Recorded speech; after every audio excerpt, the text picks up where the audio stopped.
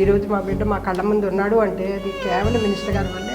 ఇంత త్వరగా నా బిడ్డ వస్తాడని అసలు కల్లో కూడా ఊహించలేదు.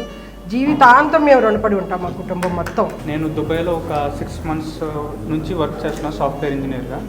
సో ఇరాన్ ఇజ్రాయెల్ వార్ వల్ల దుబాయ్లో ఒక ఫ్యూ మిసైల్స్ పడ్డాయి. సో మా డాడీ వాళ్ళు కంగారు పడుతున్నారు ఆ మిసైల్ మా బిల్డింగ్ మీద ఏమైనా పడ్డదేమో అని.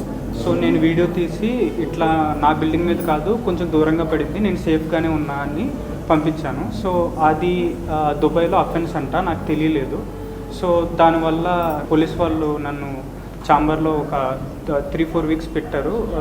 దాని తర్వాత ఇన్ఫర్మేషన్ ఏమి ఇవ్వట్లా, ఎట్లా ఇన్వెస్టిగేషన్ ప్రొసీజర్ ఎట్లా ఎప్పుడు రిలీజ్ చేస్తారు ఇవన్నీ తెలియలేదు.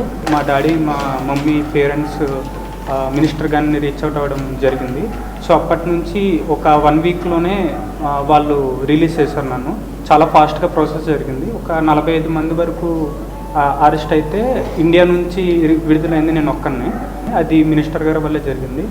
మిగిలిన వాళ్ళు ఇంకా అక్కడే ఉన్నారు. వాళ్ళు ఎప్పుడు రిలీజ్ అవుతారో కూడా తెలీదు. చాలా చాలా థ్యాంక్ యూ మినిస్టర్ గారు.